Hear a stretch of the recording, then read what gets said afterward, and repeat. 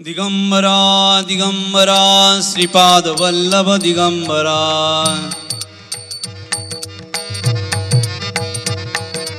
दिगंबरा दिगंबरा श्रीपाद वल्लभ दिगंबरा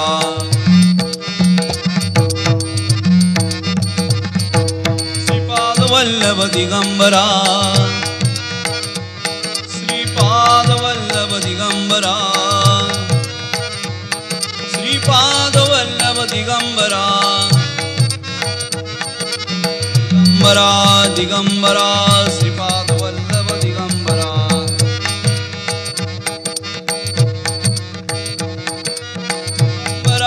दिगंबरा श्रीपाद वल्लभ दिगंबरा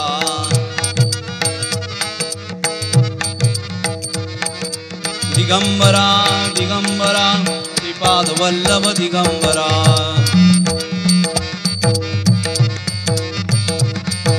श्री स्वामी समर्थ जय जय स्वामी समर्थ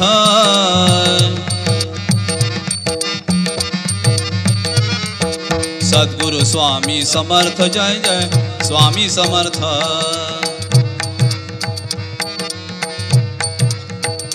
महाराज श्री स्वामी समर्थ जय जय स्वामी समर्थ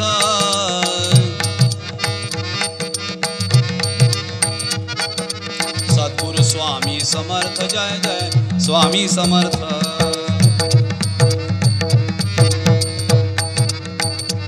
अक्कलकोट स्वामी महाराज कृपा करा तुम्ही गुरुराज अक्कलकोट स्वामी महाराज कृपा करा तुम्ही गुरुराज दया करा तुम्ही गुरुराज कृपा करा तुम्ही गुरुराज दया करा तुम्ही गुरुराज कृपा करा तुम्ही गुरुराज दया करा तुम्ही गुरुराज कृपा करा तुम्ही गुरुराज त्वरा करा मनी स्मरा दिगंबरा जय दिगंबरा ओ त्वरा करा मनी स्मरा दिगंबरा जय दिगंबरा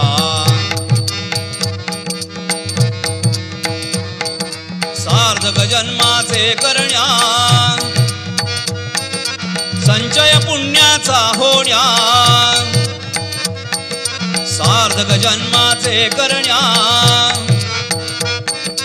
संचय पुण्याचा होण्या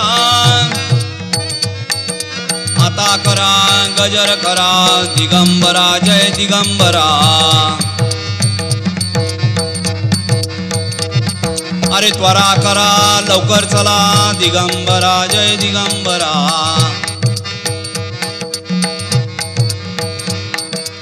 आरची आठची साडेसातची आजची आरती साडेसातची शेवटची आरती शेजारती दिगंबरा दिगंबरा श्रीपाद वल्लभ दिगंबरा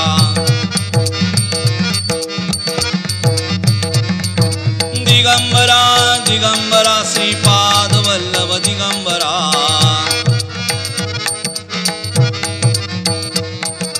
दिगंबरा दिगंबरा दिगंबरा श्रीपाद वल्लभ दिगंबरा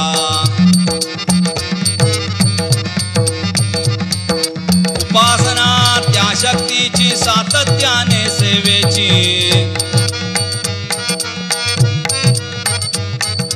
उपासना त्या शक्तीची सातत्याने सेवेची स्वत्वहरा भजन करा दिगंबरा जय दिगंबरा दिगंबरा दिगंबरा श्रीपाद वल्लभ दिगंबरा दिगंबरा दिगंबरा श्रीपाद वल्लभ दिगंबरा दिगंबरा दिगंबरा दिगंबरा श्रीपाद वल्लभ दिगंबरा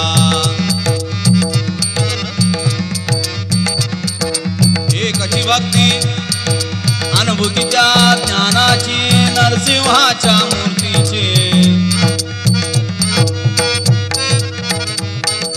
अनुभूती या ज्ञानाची नरसिंहाच्या मूर्तीची त्वरा करा नाम धरा दिगंबरा जय दिगंबरा दिगंबरा दिगंबरा दिगंबरा दिगंबरा दिगंबरा दिगंबरा श्रीपाद वल्लभ दिगंबरा दयागना दयागना स्वामी समर्था दयागना दिगंबरा दिगंबरा श्रीपाद वल्लभ दिगंबरा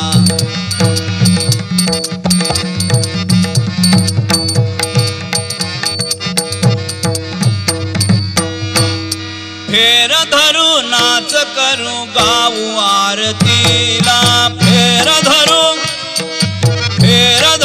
नाच करू गाऊ आरतीला मोद भरे पाहू चला ओ मोद भरे पाहू चला आपुल्या गुरुला फेर धरू नाच करू गाऊ आरतीला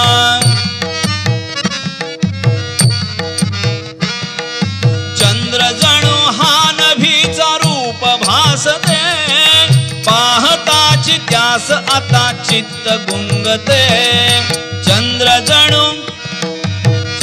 जणू हा नभीचा रूप भासते पाहताची त्यास आता चित्त गुंगते दत्त गुरु नरहरीला वंदू याचना दत्त गुरु नरहरीला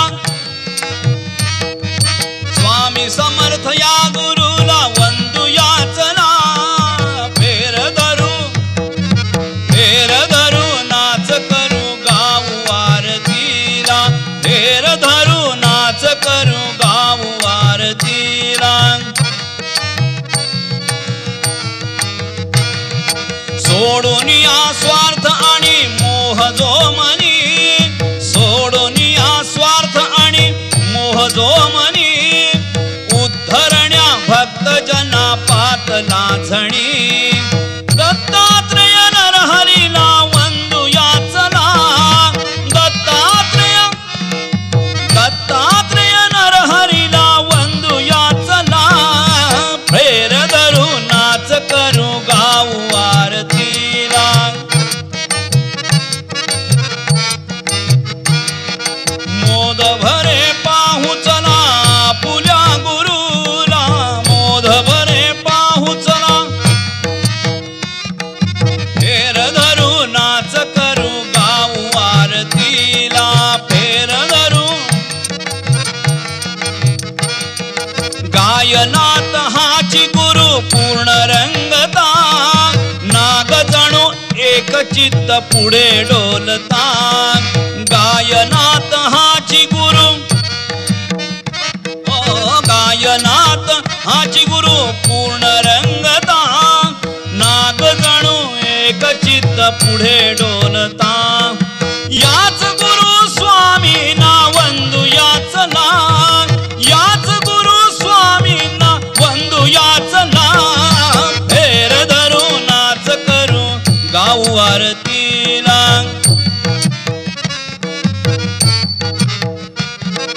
मोद भरे पाहू चला आपुल्या गुरुला मोद भरे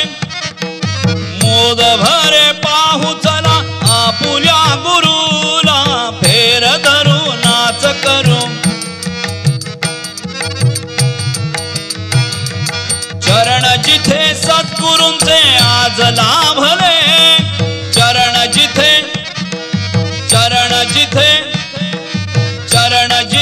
सद्गुरूंचे आज लाभले दैन्य दुःख जाऊन या सत्य भासले दैन्य दुःख जाऊन या सत्य भासले कल्पतरू प्रज्ञापुरी वंदू याचना कल्पतरू प्रज्ञापुरी वंदू याचना फेर धरू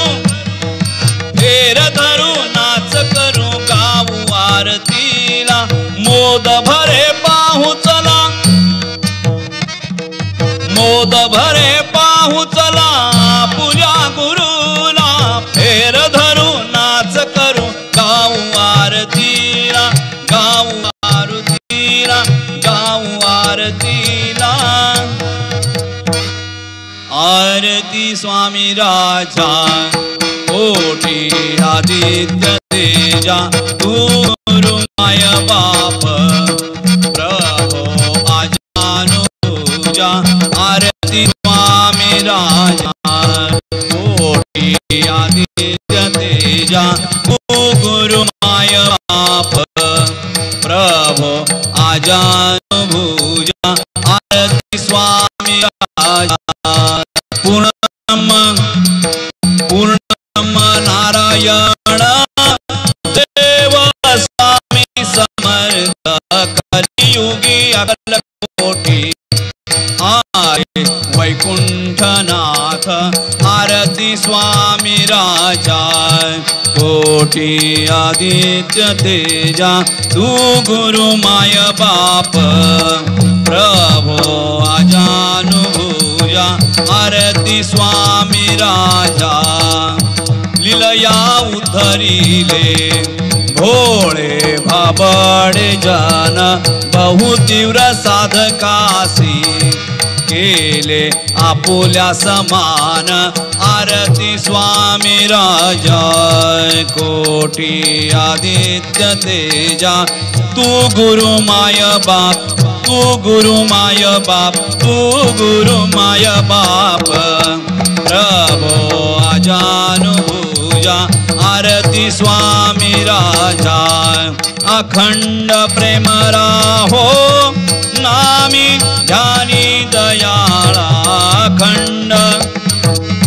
अखंड प्रेम राहो नामी ध्यानी दयाळा सुमंत सरस्वती म्हणे आम्हा सांभाळा आरती स्वामी राजा कोटी आदित्य प्रभो आजानुभूजा आरती स्वामी राजा आरती स्वामी राजा आरती स्वामी राजा सत्राणे उड्डाणे हुंकारवती करडाळमळ भूमंडळ सिंधू जळगगनी अडाळले ब्रह्मांड ठाके त्रिभुवनी सुरवर्णी शाचर त्या झाल्या पळणी जय देव जय श्री हनुमंता ओ स्वामी हनुमंता तुमचे निप्रसादे नभिकृतांता जय देव जय दुमदुमले पाताळ उठला प्रशब्द धडधडला धरणीवर मारिला खेद कडाडले पर्वत गगन उच्छेद रामी रामदासा शक्तीचा शोध जय देव जय श्री हनुमंता ओ स्वामी हनुमंता तुमचे निप्रसादे नभिकृतांता जय देव घाली लोटांगण वंदीन चरण डोळ्यान पाहिन रूप तुझे मे आलंगिन अनंत पूजन भावे ओवाळीन म्हणेन मा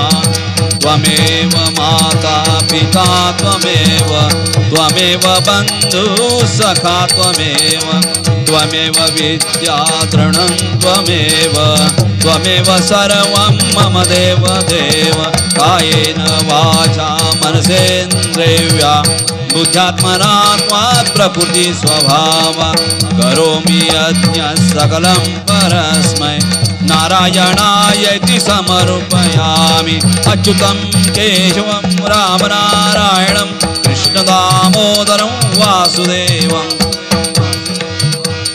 श्रीधरं माधवं गोपिकावल्लभं जानकीनायकं रामचन्द्रं हरे राम राम राम हरे हरे हरे कृष्ण कृष्ण कृष्ण हरे हरे दत्त दत्त हरे हरे हरे स्वामी स्वामी हरे हरे हरे राम राम राम हरे हरे हरे कृष्ण कृष्ण कृष्ण हरे अवधूतेन्द्र श्री गुरुदेव दत्त स्वामी समर्थ महाराज जगदम्बो देव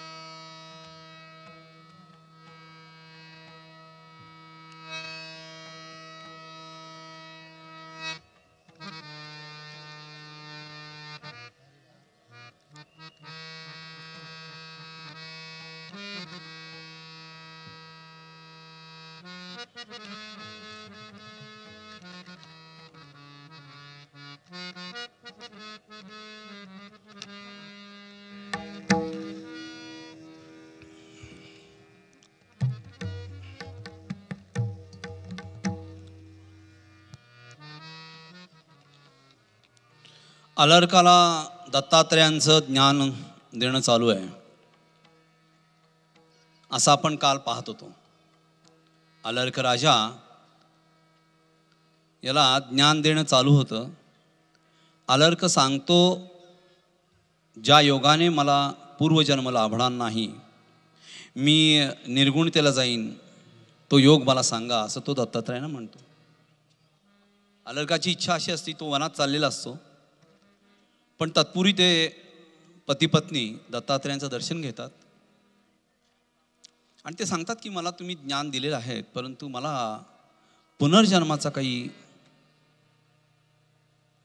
लाभ होणार नाही आहे. इतकं मी 6060 वर्ष म्हणजे 660,000 वर्ष मी असं उपभोगलं आहे की ते मला पुनर्जन्म घेण्याच्या पलीकडचं आहे. मला पुनर्जन्म मिळणार नाही किंवा पुनर्जन्म मला कदाचित पाप भोगण्यासाठी घ्यावा लागेल. मला निर्गुणतेला जायचं. निर्गुणतेला म्हणजे काय बघा, काहीही निमित्त असो, ज्ञानेश्वर माऊलीला, निवृत्तीला, मुक्ताबाईला आणि सोपानाला निर्गुणतेकडे जाण्याला भाग पडलं. त्यांना फक्त लहानपण मातृपितृ छत्र भेटलं आणि नंतर ते निर्गुणाच्या पूजेला लागले. आता तुम्ही आम्ही लोक संसारामध्ये असं अनौचित अनभिषिक्त असं काही झालं, अपेक्षित अनपेक्षित, तर आपण म्हणतो की लहान मुलं आहेत, कसं काय ही आई गेली, हे असं कसं झालं. तर हे पूर्वीपासून चालत आलेलं आहे. प्रत्येकाच्या कर्मभोगानुसार जो तो जन्म घेतो, त्याचं किती वर्ष आयुष्य पृथ्वीवर आहे तेवढं तो भोगतो आणि जातो. दत्तात्रय सांगतात की अलर्का, सावधान होऊन ऐक मी काय सांगतो ते. मोक्षासाठी 3 कारणं आहेत. तुला जर जिवंतपणे मोक्ष हवा असेल तर 3 कारणं आहेत. पहिलं कारण आहे म्हणजे फिलॉसॉफी, तत्वज्ञान.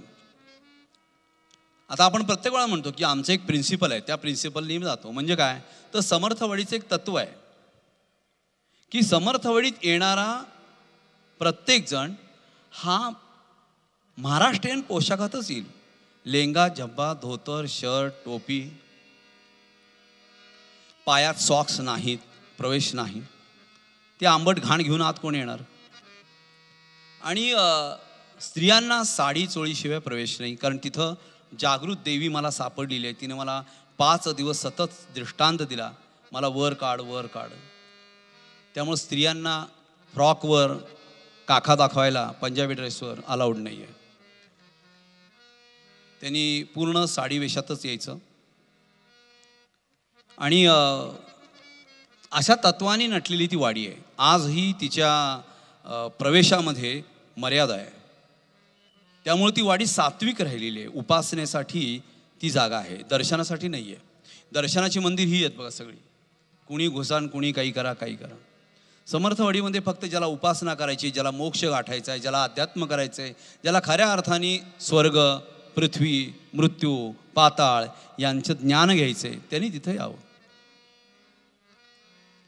ज्यांना उगीच थातुरमातूर ट्रिप करायची आहे आणि बरमुडा घालून वर यायचं आहे आणि बायकांच्या काखा दाखवायचे देवाला, असल्याने येऊ नये आपल्याकडं. आपण सरळ तत्व आहे.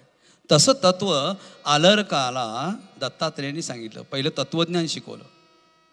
तत्व काय आहे, तर स्त्रीनं काष्टा घालूनच अन्न शिजवावं. तत्वातला एक प्रकार आहे. पुरुषांनी काष्टा घालूनच शिवलेलं वस्त्र अंगावर न घालता अध्यात्म, उपासना, पूजेला बसावं. घरातल्या पुरुषांनीच पूजा करावी, स्त्रियांनी करू नये. मग स्त्रियांनी काय करायचं, सडा समार्जन, रांगोळी, समय लावणं, दिवे लावणं, दिव्यात तेल घालणं, तूप घालणं इथपर्यंत करावं. पूजेसाठी लागणाऱ्या सर्व साहित्याची तयारी स्त्रियांनी करावी. म्हणून स्त्रियांनी अगोदर उठावं, आंघोळ करून सुचिर्भूत व्हावं आणि मग आपल्या पुरुषाला उठवावं की तुम्ही उठा, पाणी ठेवलेलं आहे. तत्वज्ञान सांगितल्यानंतर त्यानं मनोभंग सांगितला. मनोभंग म्हणजे मनात काही येतं केव्हाही. आता रात्री बेड टी घेतात लोक, बेड टी. हो की नाही, बॅड. तर ते का घ्यावं काय वगैरे मला काही माहीत नाही, पण घेऊ नये. सकाळी उठल्यानंतर शौच मुखमार्जन करूनच पाणी प्यावं. केव्हाही आपला उठला पाणी प्यायला चालत नाही. चूळ भरायची, हातपाय धुवायचे, डोळ्याला पाणी लावायचं. याला मनोभंग म्हणतात. मनाच्या विरुद्ध करणं, तो मनोभंग. आणि वासनाक्षय, एक सहज सांगतो, वासनाक्षय. रावणाचा आई वडिलांनी रावणाचा जन्म राक्षसी वृत्तीत का झाला? संध्याकाळी तिन्ही सांजेला उपभोग घेतला म्हणून. आणि कुंभकर्ण मात्र शांत होता. विभीषण हा चिरंजीव झाला. म्हणजे त्या 2 वेळा चांगल्या होत्या, रावणाची वेळ बरोबर नव्हती. याला मनोभंग आणि वासनाक्षय म्हणतात. नाभी ठिकाणी चित्ताचा संबंध ठेवणं म्हणजे काय करायचं? आपलं सगळं लक्ष, डोळे मिटायचे आणि नाभीपाशी न्यायचं. नाभीच्या इथं एक विशिष्ट असा कमळाचा आकार आहे. म्हणजे आतड्यांच्या, त्याला फ्लॅक्स म्हणतात इंग्लिशमध्ये, आतड्यांच्या आणि शिरांच्या असा आकार तयार झाला आहे की आपण प्लास्टिकचं कमळ पाण्यात कसं टाकतो तसं त्या नाभीच्या इथं आतड्यांची रचना आहे. तिथं लक्ष केंद्रीभूत करायचं. कमळाच्या मध्ये पिवळे असे बारीक बारीक परागकण उभे असतात, तशी तिथं आहेत. त्याच्यावर आपलं लक्ष केंद्रित करावं असं अलर्काला कोण सांगतो? दत्त सांगतो. आणखीन एक सहज सांगतो. नाभीच्या खाली 7 पाताळ आहेत, लक्षात ठेवा.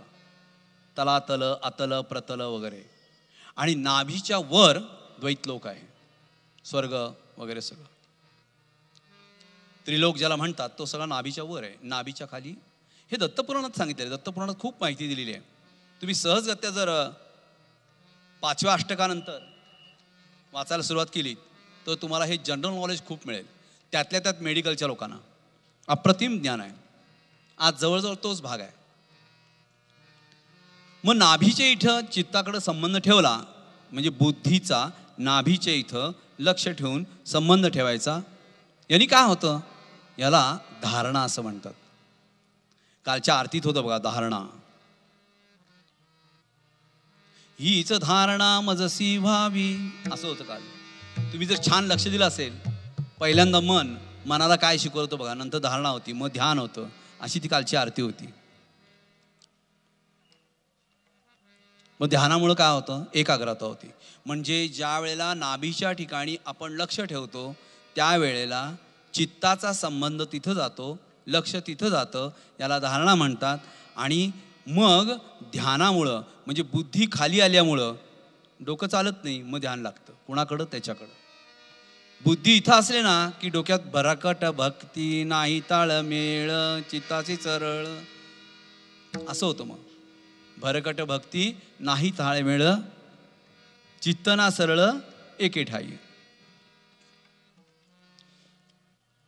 अलर्काला दत्तात्रय सांगत असतात, हे राजा, आणिमा, महिमा, गरिमा, लघिमा, प्राप्ती, प्राकाम्य, ईशित्व, वशित्व ह्या 8 सिद्धी आहेत. यांच्या कधीही मागं लागू नकोस. सिद्धींच्या मागं कधीही लागू नकोस. परंतु या माहिती करून घे, नॉलेज म्हणून असावं. सिद्धींच्या मागं कधीही लागू नकोस, परंतु या माहिती करून घे, नॉलेज म्हणून असावं. परकाया प्रवेश आणि आकाशगमन अशा प्रकारच्या 2 उपसिद्धी आहेत. या एकूण 10 आहेत. सिद्धीचं फल हे माईक आणि क्षणभंगूर आहे. तुम्ही जे आत्ता मागं लागलायत ना, ज्याच्या पैसा पैसा पैसा पैसा प्यार करेगा, पैसा पैसा प्यार करे, ते जे लागले ना पैसा पैसा पैसा पैसा, म्हणजे पैशाच्या मागं इतके राहिले आहेत की मुली आपला धर्म, मुली आपली लज्जता, मुली आपल्या घराण्याची पद्धत, मेथड, सिस्टीम, एटिकेट्स, मॅनर्स, हे सगळं पहिलं कुणी सोडलं असेल तर प्रत्येक घरातल्या मुलींनी. पैशाशिवाय म्हणजे त्याचा फ्लॅट असल्याशिवाय आणि त्याला 50चं पॅकेज असल्याशिवाय लग्न नाहीच, मग तो कुठल्याही जातीचा असो, 50 पॅकेज आहे, ब्लॉक आहे, चालले आहे, असा अधर्मी विचार सिद्धीच्या द्वारे होतो. पैसा ही आत्ता सिद्धी झालेली आहे, काहीही करायचं आणि पैसे कमवायचे. त्याला क्षणभंगूर माया असं म्हणलेलं आहे. अलर्का हे लक्षात ठेवतो. पण ज्ञानाचं फळ मात्र सर्व अनर्थ दूर करणार आहे. म्हणजे जे आपण शिक्षण घेतो, हे शिक्षण म्हणजे ज्ञान आहे. ते जर मनापासून घेतलं, त्यातलं क्वालिफिकेशन आपण व्यवस्थित पूर्ण केलं, तर त्याचं फळ आपल्याला जे ज्ञान आहे ते आपण त्या ठिकाणी जर पेरलं म्हणजे दिलं, तर त्याचं योग्य ते फळ तुम्हाला मिळणार. पण तुम्ही 3 लाख रुपये द्यायचे आणि मार्क कमी आहेत म्हणून 2 लाख पुन्हा द्यायचे आणि 5 लाख देऊन नोकरी करायची, ह्याला ज्ञानाचं फळ म्हणलेलं नाही अलर्का, असं दत्तात्रय म्हणतात.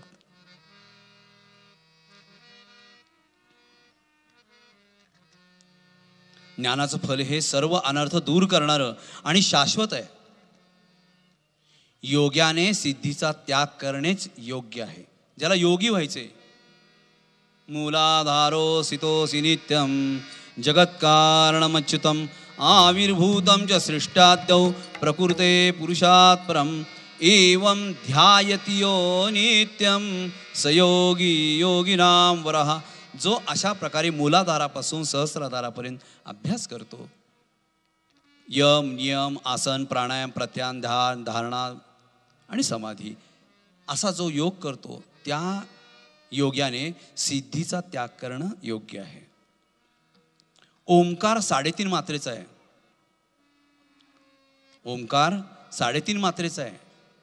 पण तुम्हाला गंमत सांगू का, आपल्याकडं 1.5 मात्रा एक्स्ट्रा आहेत महाराष्ट्रात, म्हणून आपल्याकडे संत जन्माला जास्त येतात.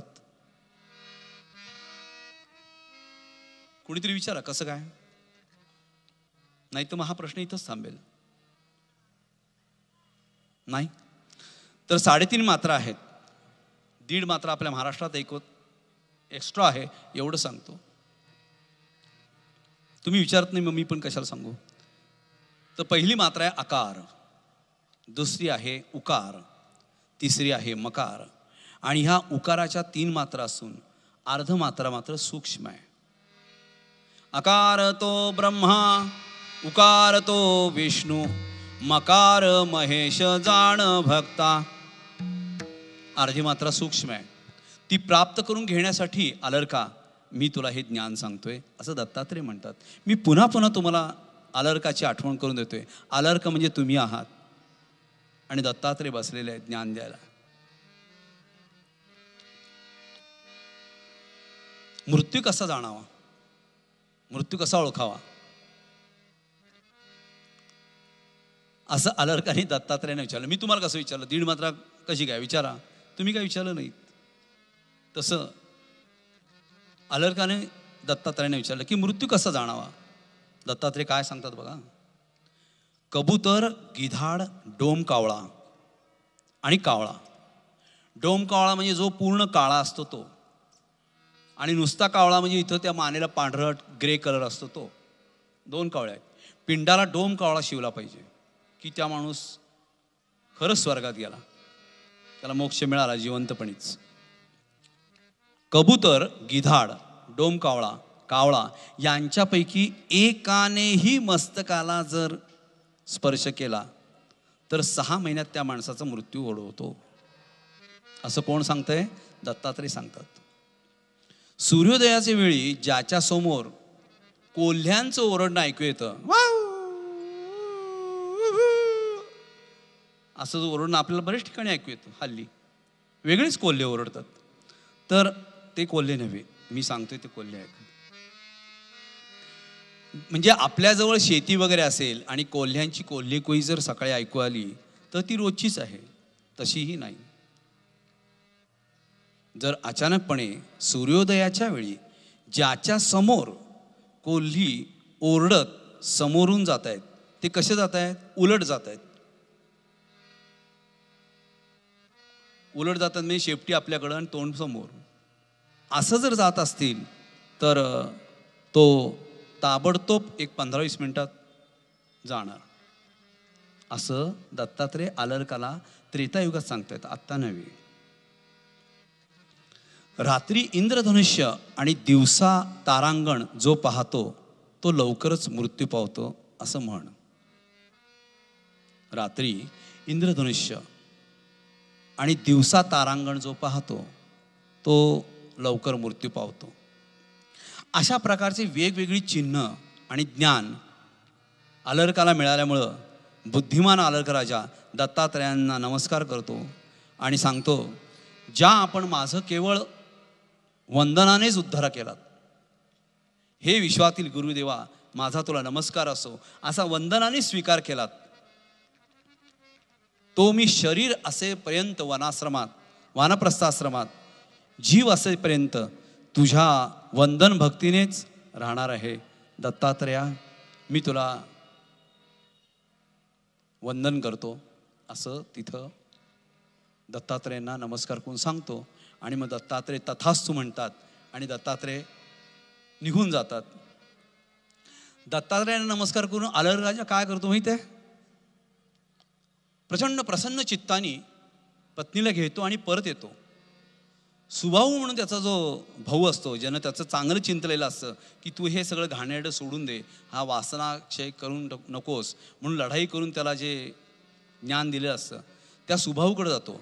दुसरा त्याचा एक भाऊ असतो काशीराजा म्हणून, त्याच्याकडे जातो.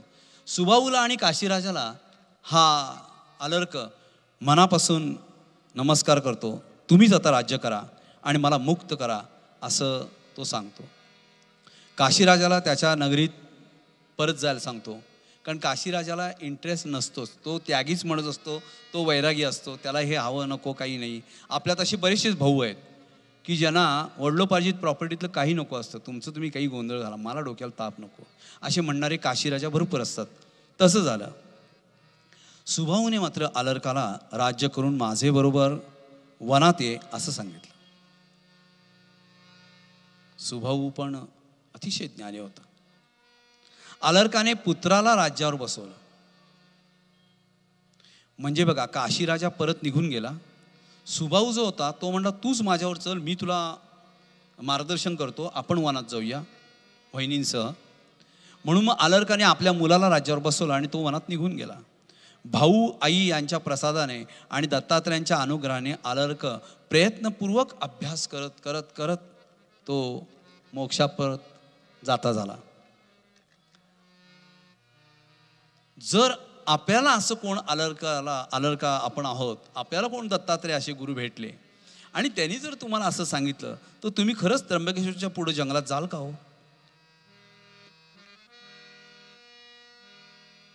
ज्यांना वानप्रस्थाश्रम मिळालाय, म्हणजे ज्यांना मुलगा झालाय, नातू झालाय आणि त्यांच्या हाती सोपवलंय आणि आपण निघून जायला पाहिजे, असं करायला पाहिजे की नाही? खरं सगळ्यांनी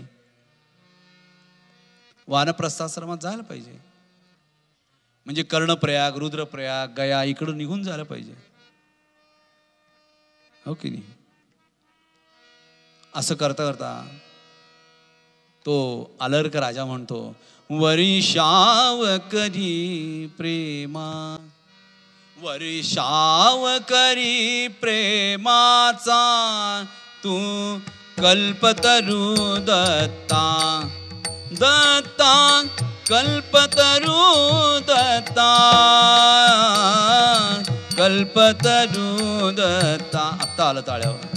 वर्षाव करी प्रेमाचा तू कल्पतरू दत्ता, तू कल्पतरू दत्ता,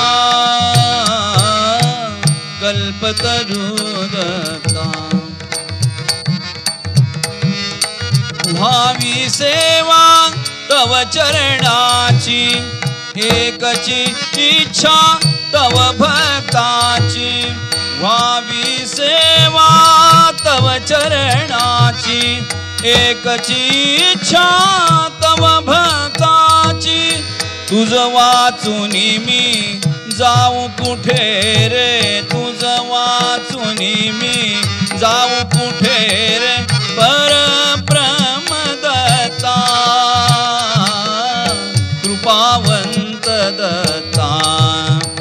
वर्षाव करी प्रेम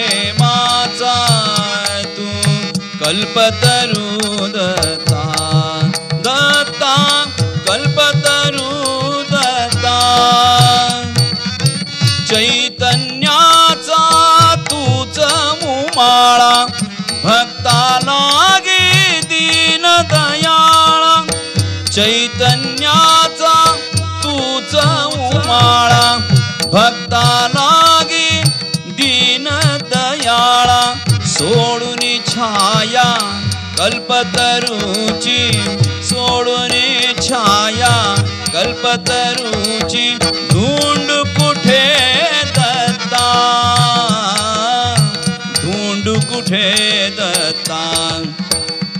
वर्षाव करी प्रेमाचा तू कल्पतरू दत्ता, तू कल्पतरू दत्ता, कल्पतरू दत्ता. हस्त असावा नित्य कृपेचा, हस्त असावा नित्य कृपेचा. लाभ असावा दिव्य दृष्टीचा, लाभ असावा दिव्य दृष्टीचा. सदा सर्वदा जवळी असावे, सदा सर्वदा जवळी असावे. अत्रिसुता दत्ता, अत्रिसुता दत्ता. वर्षाव करी प्रेमाचा तू कल्पतरू दत्ता, तू कल्पतरू दत्ता, कल्पतरू दत्ता. वर्षाव करी, वर्षाव करी, वर्षाव करी प्रेमाचा तू कल्पतरू दत्ता. आलर्ख एकदम धन्य होतो. दत्तात्रेयाला निरोप देतो. तुझा म्हणतो हस्त असावा माझ्या डोक्यावर, वरद हस्त दे मला, आणि मला वानप्रस्थाश्रम खूप छान जाऊ दे, आणि मला मोक्ष मिळू दे. सोमवंशातला आता हा चौथा राजा आयु नावाचा. मी प्रत्येक वेळा आता जे सांगत आलो ना त्यात तुम्ही लक्षात ठेवा, प्रत्येक जण त्रेतायुगामध्ये सोमवंशातले राजे आलेले आहेत दत्तपुराणामध्ये. हा आयु नावाचा राजा होता. संतती नसल्याने दुःख होता. संतान प्राप्तीसाठी त्यांनी दत्तात्रेयांची सेवा करत असे.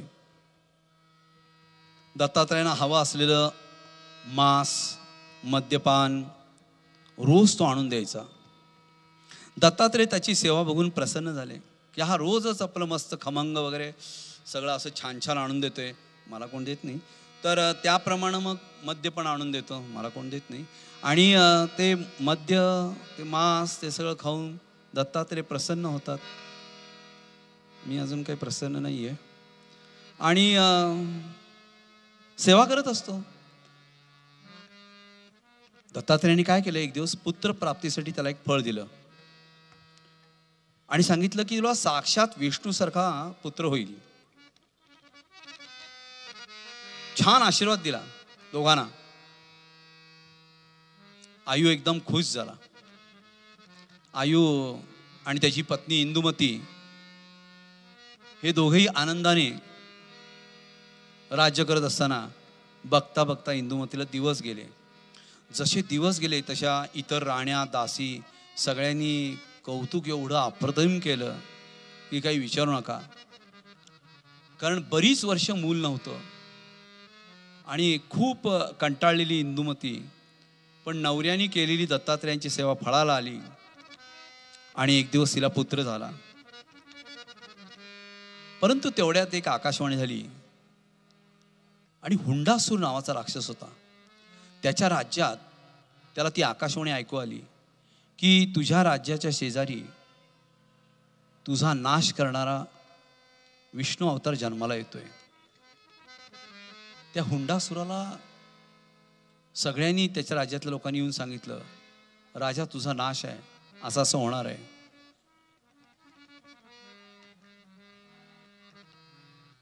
यांनी चौकशी सुरू केली, गुप्तहेर पाठवले पलीकडं आयुचं राज्य होतं. आयुच्या राज्यात सगळं चौकशी केली आणि कळलं की आयुराजाला बरीच वर्षांनी मूल झाले आणि त्याचं नाव नहुष ठेवलंय. हुंडासूर एक भावाला आपल्या घेऊन सुंदर एक कपट रचतो आणि त्या कपटामधून त्या मुलाला आत्ताच्या भाषेत किडनॅप म्हणजे तो घेऊन जातो. परंतु विष्णूंनी हा आशीर्वाद दिल्या कारणानं विष्णू स्वरूप असलेले दत्तात्रेय हे सगळं पाहत असतात आणि सोमवंशावर दत्तात्रेयांची पहिल्यापासून कृपा असते. आपल्या घराण्यात जर वंश परंपरा दत्तभक्ती चालू असेल तर लक्षात ठेवा, दत्तात्रेयांची आपल्यावर कृपा असते. फक्त त्यांचं म्हणणं असतं की माझ्या पैशावर जगू नका, माझ्या मठाचा उपभोग घेऊ नका पैशाने माध्यमाने, असं त्यांचं म्हणणं आहे. नंतर येईल ते सगळं आहे. ते खूप छान दत्तात्रेयाने उपदेश केला. शेवटी मी तुम्हाला सांगेन तो. आणि हुंडासुराने तो प्रयत्न सक्सेस केला. त्या मुलाला उचललं आणि त्याला नेलं. सैरंद्री म्हणून एक छान बाई होती. त्या बाईच्या करवी वसिष्ठांच्या आश्रमाच्या बाहेर हे मूल ठेवलं. सैरंद्री ही दत्तात्रेयांना वश होती. तिनं हुंडासुराला सांगितलंच नाही. तिने फक्त एवढं सांगितलं, मूल आणलेलं आहे, आपल्या ताब्यात आहे, तुम्ही काही काळजी करू नका. सैरंद्रीने एका मस्तपैकी पटाईत शिपायाला कटवलं, आत्ताच्या भाषेत सांगतोय, आणि त्याला सांगितलं एक हरण मारून आण. त्यानं सुरुवात केली आपल्यासारखं, का कशाला तुला काय करायचे. तिने एक पापा घेतला, त्याचा खुश झाला, तो गेला हरण मारायला. त्याने हरण आणलं, हरणाचं मांस शिजवलं आणि हुंडासूर जो आहे त्याच्यासमोर नेऊन ठेवलं. तो म्हणला, हे काय, ही वेळ आहे. हळू, काय झालं. हा आयुराजाचा मुलगा, मारला त्याला. वाह, त्यानं खाल्लं किती मांस. एवढ्यात ह्या सैरंद्रीनं वसिष्ठांच्या आश्रमात हे मूल ठेवलं होतं. वसिष्ठ ऋषी संध्याकाळी त्यांच्या दास दासी पत्नी सगळे बाहेर आश्रमात दिवा लावायला आले आणि तिन्ही सांजेला त्या झुडपामध्ये ते गोजीरो आणि पोर संध्याकाळची वेळ झाल्यामुळं कुरकुर कुरकुर करत होतं. असं चालू. हे आवाज ऐकले आणि वसिष्ठांनी ते मूल उचललं. वसिष्ठांनी ते मूल उचललं, आत आले आणि संध्याकाळची वेळ होती, गोरी मुहूर्ताची. ध्यानधारणा सगळी चालू होती. ओम त्र्यंबकम यजामहे सुगंधिम पुष्टिवर्धनम. संध्याकाळचा महामृत्युंजयाचा जप चालू होता. त्यांनी मांडीवर घेतलं, पत्नीला सांगितलं ध्यान लाव म्हणून. पत्नीने ध्यान लावलं. यांनी त्या मुलाला थोडंसं शांत केलं मंत्राने, बुट्टीत ठेवलं समोर आणि ध्यान लावलं आणि अवाक झाले, अरे हे तर विष्णू आहेत. आणि वसिष्ठांना अतिशय आनंद झाला. वसिष्ठांनी त्यांना बघता बघता बघता, आज सूर्य उगवतो उद्या मावळतो, आज सूर्य उगवतो उद्या मावळतो करता करता त्या नहुशाला सगळं तरवेज केला, सगळ्या विद्यांच्या मध्ये पारंगत केला, त्याला मोठा केला आणि त्याला सांगितलं, तुझं योग्य वय झालेलं आहे, वय वर्षे 12. मी तुला सगळं ज्ञान दिलेलं आहे. हा तुला घोडा देतो, हा घेऊन जा, याच्यावर बैस आणि तुझा जो मारेकरी आहे त्याच्याशी युद्ध कर. नहुष म्हणतो, माझा मारेकरी? हो. मग सगळं वसिष्ठ सांगतात, तुझ्या आईवडिलांनी कशी तपश्चर्या केली, विष्णूंनी कसा वर दिला, त्यामुळे आता तुझं कार्य कसं आहे सगळं समजावून सांगितलं असतं. त्यामुळे नहुष तयार होतो. तो घोड्यावर बसतो, टाच मारतो आणि हुंडासुराच्या दिशेने चालायला लागतो. आणि हुंडासुराच्या प्रजेच्या इथं राज्यात गेल्यानंतर प्रत्येक प्रजेतल्या विशिष्ट एरियामध्ये, क्षेत्रामध्ये प्रत्येकानं सांगतो, अजिबात घाबरू नका, मी तुमच्या संरक्षणात, अशी उलटीच ग्वाही देतो. त्यामुळं प्रजा सैन्य कोणच हालत नाही जागचं. किती छान मजा केली बघा. म्हणजे सैन्यामधली एक उत्कृष्ट कला. त्यानं जाताना सांगितलं की मी असं आलो आहे, तुम्हाला मी वाचवायला आलेलो आहे, तुम्ही काही काळजी करू नका, तुम्हाला सगळ्यांना मी अभय देणार आहे. माझी इच्छा नाही माझ्या हातून तुमची हत्या व्हावी, माझं फक्त वैर आहे हुंडासोराशी. आणि राजवाड्यापाशी आल्यावर उलट बोलला. तो म्हणला हुंडासोरांना मला भेटायचे, माझं राज्य मला त्यांना दान करून टाकायचे वगैरे, दिला थापा मारून आणि आत शिरला. आत गेला आणि त्याने हुंडासोराचा वधच केला, खलास करून टाकला. त्या हुंडासुराची मुलगी तप करत असते. तिला स्वप्न पडलेलं असतं की विष्णू अवतार घेणार आहेत आणि एक राजपुत्र आपल्या आयुष्यात येणार आहे आणि तो मानवी आहे, आपल्या वडिलांसारखा राक्षसी नाही आहे. ती शिवपुत्री अशोक सुंदरी तिचं नाव. हुंडासुराचा वध झाला तर वर्षात लग्न करावं, त्यामुळे तिने डायरेक्टच त्याला बोलवलं. हम तेरी वगैरे वगैरे झालं. तिनं हार घातला आणि त्याच घोड्यावर ती बसली आणि हे नववधू परत आले. राज्यात आल्यानंतर हा पण राज्य करायला लागला. आयु आणि इंदुमती वनात निघून गेलेले होते. ह्याचं राज्य एवढं मोठं झालं आणि लागलीच ह्याच्या राज्यामध्ये आनंदी आनंद झाल्यानंतर सोमवंशात आणखीन एक बुद्धिमान राजपुत्र झाला, त्याचं नाव यदू. यदूच्या कडेही दत्तात्रेयांची सेवा खूप होती. यदू राजाने दत्तात्रेयांची सेवा जेवढी केली तेवढी कुणीही केली नाही. अलर्कानी नाही केली, सहस्रार्जुनन नाही केली, आयुनं नाही केली, नहुशानी नाही केली, तेवढी सेवा यदूनी केली. यदू राजाला दत्तात्रेयांनी कबूतर, कोळी, आजगर, भ्रमर असं 24 गुरूंचं ज्ञान दिलं. तुम्हाला जर हे माहिती हवी असेल तर चाल चालितो चाली माझा 28 वर्षाचं पायी चाललेलं अक्कलकोटपर्यंतचं वर्णन आहे. त्याच्यात मी 24 गुरु मला कसे भेटले ते मी दाखवले. दत्तात्रेयांचे 24 गुरु अक्कलकोट स्वामींकडे जाताना 28 वर्षात 24 गुरु कसे भेटले हे अगदी काय त्याला सध्याच्या पद्धतीने विथ प्रूफ, म्हणजे त्याला प्रमाण पुरावा देऊन मी त्यात दाखवलेला आहे. चाल चालतो चाली. आणि कौटुंबिक जे प्रश्न आहेत तुमचे 280 मी आमच्या आईने जे विचारले ते लिहून काढले. जसं दत्तात्रेयांना अनुसूयेने 40 प्रश्न विचारले, तसं आमच्या आईने संसारातले 280 प्रश्न विचारले. त्याची उत्तरं पण त्यात आहेत, बारीक सारीक अगदी. असंच का झालं, आम्ही तर कधीच काही किरणाचं वाईट केलं नाही, आम्ही देवीला जाऊन आलो. म्हटलं केव्हा जाऊन आलात? गेलो होतो की 15 वर्षापूर्वी. आता काय करावं त्या देवीला. एखाद्याला विचारलं तुम्ही केव्हा जाऊन आलात? झाली असतील 30-32 वर्ष. म्हटलं मग आता काय करताय? नाही तेच विचारता आलं, पोराचं काय लगीन होईना झालंय. म्हटलं कसं होईल, तुम्हीच 30-32 वर्ष आईकडे गेला नाहीत, ते पोराचं भलं कसं व्हायचं? ही 3.5 पीठ आहेत ना, याच्यात आणखी 1.5 पीठांची भर आहे, माहिती का? नाही, एक आंबेजोगाई हे पूर्ण पीठ आहे आणि अर्ध पीठ चांदवडचं आहे. अशा म्हणून 5 मात्रा आहेत. जे जात नाहीत ना ते जात नाहीत, त्यांच्या डोक्यातनं जात नाही, कळलं का काही? जे जात नाहीत ना त्यांच्या डोक्यातनं काही जात नाही, ते तसेच. आमचं असं कुठं वाईट झालंय, पण जाऊ दे, आता पेन्शन नंतर सगळी पेन्शन दवाखान्यात गेली, आता काय करणार? पण मुलगा आमचा अमेरिकेत आहे, तो पाठवतो पैसे, बसा चालू दे. आमचं काहीच म्हणणं नाही. ज्याला उपासना करायची, योगसिद्धी गाठायची, ज्याला काही दत्तात्रेयांची कृपा हवी, कृपा आशीर्वाद हवा, त्यांनी ह्या गोष्टी पाहाव्यात. हा यदुराजा 24 गुरूंचं वर्णन ऐकून थक्क होतो. आणि दत्तात्रेय तर चिरंजीव असतात. दत्तात्रेयने बघा आत्ता समोर 10 दिवसात 5 पिढ्या बघितल्या. दत्तात्रेयांच्या कृपेने यदुराजाच्या कुळाचा इतका विस्तार झाला, काय सांगू तुम्हाला.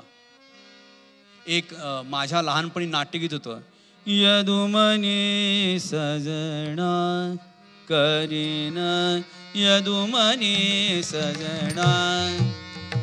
करीन यदुमने सजना, यदुमने सजना, करीन यदुमने सजना. दुसरं मी एक नाट्यगीत ऐकलं होतं. कृष्ण माझी माता, कृष्ण माझा पिता, कृष्ण माझी माता, कृष्ण माझा पिता, वडील बंधू चुलता, कृष्ण माझा, कृष्ण माझी माता, कृष्ण माझा पिता. या यदुकुळामध्ये बरेच वंश झाले आणि हा जो कृष्ण परमात्मा आहे, बलराम आहे, हे या ठिकाणीच जन्माला आले. अप्रतिम यांनी द्वारकेमध्ये द्वारका सगळी उभा केली आणि जाताना द्वारका सगळी बुडवून टाकली. Matter finish. देव असा तर असावा, परमात्मा असा असावा. मीच उभं केलं, मीच केला सर्व पसारा, मोह मायेचा त्यजिला सत्य मार्ग मी, हो त्यजिला सत्य मार्ग मी. असं ते त्याग करून जाणं हे फक्त कृष्ण परमात्म्याने करावं. भगवान दत्तात्रय असूनही, दत्तात्रय हे सगळं म्हणजे दत्तात्रयांची कृपा सुद्धा यदू घराण्यावर होती. इतकी कृष्ण भक्ती आणि दत्त भक्ती यदू घराण्यात होती. सृष्टी स्थिती लय हा दत्तात्रय स्वतः धारण करतो. नष्ट करण्याचे त्याचंच काम आहे, धारण करण्याचं त्याचंच काम आहे. आता यदूला तो सांगतो, लक्षात ठेव, 3 निमिषांचा एक क्षण होतो. सृष्टी स्थिती लय ही कोण धारण करतो? भगवान दत्तात्रय. ते सांगतात निमिषांचा एक क्षण होतो, 3 निमिषांचा. 5 क्षणांची एक काष्ठा होते, 5 काष्ठांची एक लघु होते, 15 लघूंची एक नाडी होते, 2 नाड्याचा एक मुहूर्त होतो, 30 मुहूर्तांचा एक मोठा मुहूर्त होतो, 15 अहोरात्रांचा एक पक्ष होतो. त्याला नाव आहे शुक्ल आणि कृष्ण. या 2 पक्षांचा एक म्हणजे या 2 पंधरवड्यांचा एक महिना होतो. तुम्हाला एवढंच माहीत असेल नाही? 2 पक्षी टेट्याव आणि एक महिना. गुड न्यूज कळली, मॅटर फिनिश. तिथंच फुल स्टॉप, बस झालं. 2 पक्षांचा एक महिना. नाही कळलं? मानवाचा एक महिना हा पितरांचा एक दिवस आहे. मानवाचा एक महिना हा पितरांचा एक दिवस आहे. म्हणून माणूस गेलं की 12 महिन्याचं श्राद्ध असतं पहिल्या वर्षात. प्रत्येक महिन्याला असतं, आपण करत नाही. म्हणून आपल्या पाठीमागे तो आत्मा जो गेलेला असतो तो कटकट लावतो, माझं नाही ना करत, मला विसरलात ना, सुरू केलं ना गोडधोड खायला, मायला बघतोच. म्हणून मानवांचा एक महिना असंच सांगायचं असं हो म्हणतात. मानवाचा एक महिना हा पितरांचा एक दिवस आणि एक रात्र होतोय. मानवाचं एक वर्ष म्हणजे देवांचा एक दिवस. मानवाच्या मानाने 60,000 वर्षांचं एक युग. हे युग 1000 वेळा होऊन गेलं तर ब्रह्मदेवाचा एक दिवस होतो. मानवाच्या मानाने 60,000 वर्षाचं एक युग. हे युग 1000 वेळा होऊन गेल्यास ब्रह्मदेवाचा एक दिवस होतो. सध्या द्वितीय प्रार्धे म्हणजे 1.5 दिवस झालाय.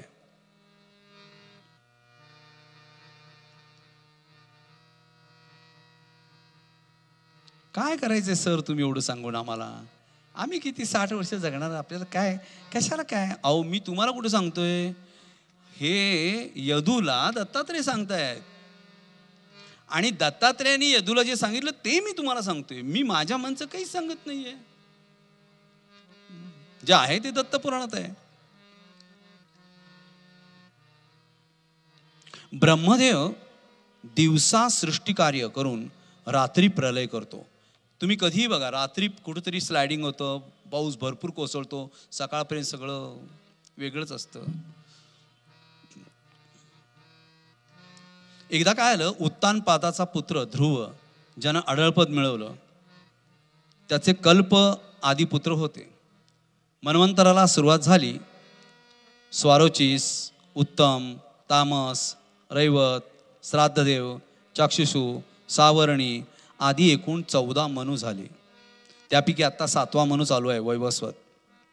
स्वयंभू मनूचा पुत्र प्रियवत याने योग सामर्थ्यानं विष्णूची कृपा लाभून पृथ्वीचे 7 विभाग केले.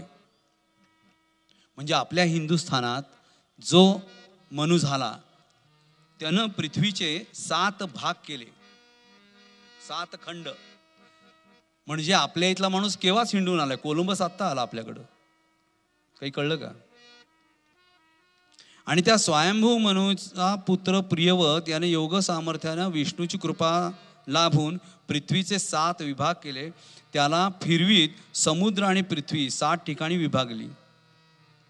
कशी फिरवली? रथात बसून. आणि त्याला 7 भाग केली. 7 भाग केल्यानंतर तेव्हापासून या पृथ्वीला सप्तद्वीपवती असं म्हणतात. आता हे 7 द्वीप कुठले? पहिलं जम्बूद्वीप आपलंच, दुसरं प्लक्षद्वीप, तिसरं कुश, चौथं क्रौंच, 5वं शाक, 6वं शाल्मल आणि 7वं पुष्कर. ही त्या द्वीपाची नावं आहेत. भूलोकाच्या खाली 7 पाताळ आहेत आणि वरती 8 दिक्वाप आहेत. ब्रह्मांड रूप असलेले हे स्थान विराट नावाचं आहे. इथं विराट विचार असतात बघा. ब्रह्मांड रूप असलेले हे स्थान विराट नावाचे आहे. या स्वरूपाचे चिंतन करणाऱ्याला सायुज्य गती मिळते, नाभीच्या वर आणि नाभीच्या खाली. मी मगाशी सांगितलं होतं, इथं आवर्तन आपलं पूर्ण झालं. हे सगळं कोण ऐकतो? यदू. सांगतं कोण? दत्तात्रेय. आणि मग यदूला असं वाटतं, जटाजूट शिरी शोभला, जटाजूट शिरी शोभला.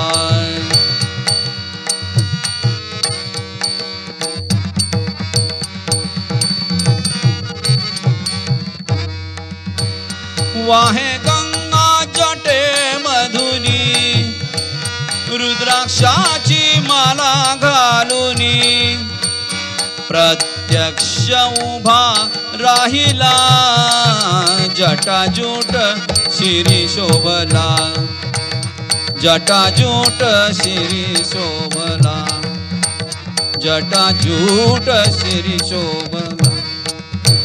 3 शिरे 6 हात शोभती, प्रत्येकी आयुध मिरवती, तल्लीन करी चित्तारा, तल्लीन करी चित्तारा, जटाजूट शिरी शोभला, जटाजूट शिरी शोभला, जटाजूट शिरी शोभला. काय नाव त्या देऊ आता, काय नाव त्या देऊ आता, संभ्रमित मी झालो पाहता, संभ्रमित मी झालो पाहता. गुरुदत्त म्हणू याला, गुरुदत्त म्हणू का याला, जटाजूट शिरी, जटाजूट, जटाजूट शिरी शोभला, जटाजूट शिरी शोभला. ध्यान धरूया भाव भक्तीने,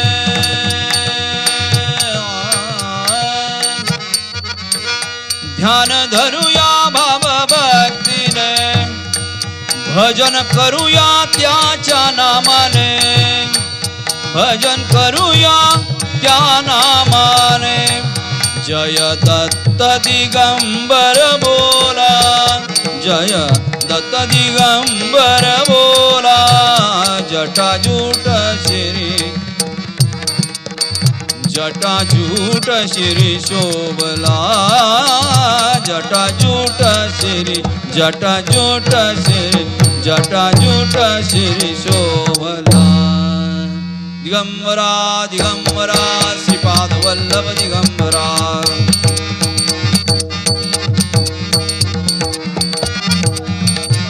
श्रीपाद वल्लभ दिगंबरा स्वामी राया गुरु राया गुरु राया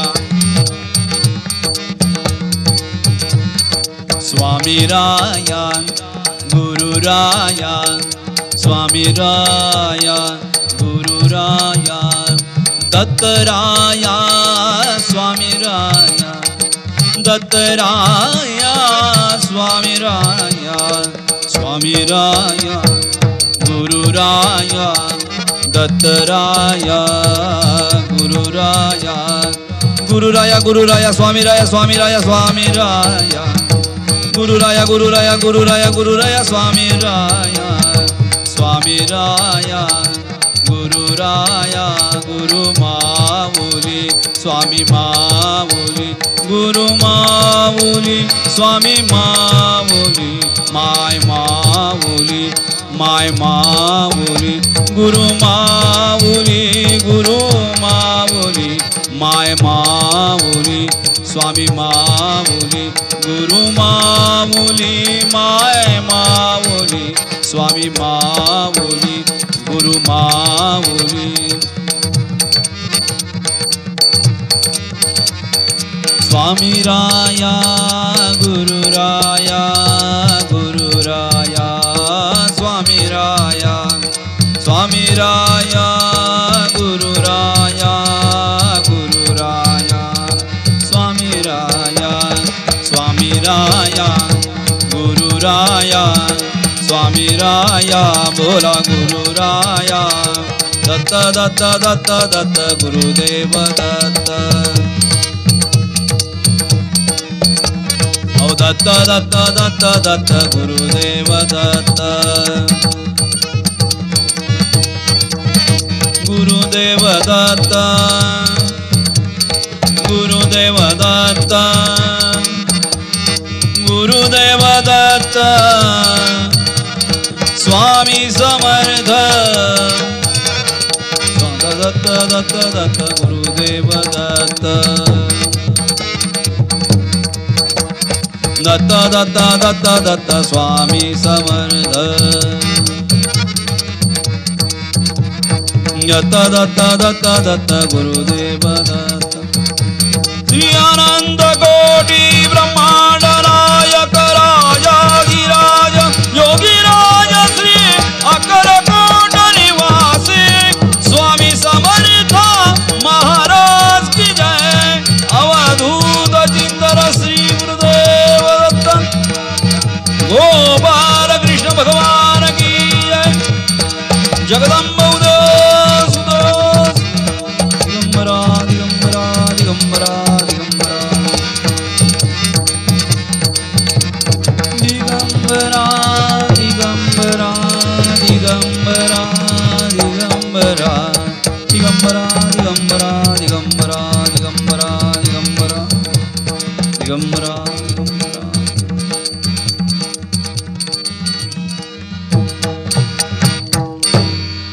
असं एकदा घरी करून बघा.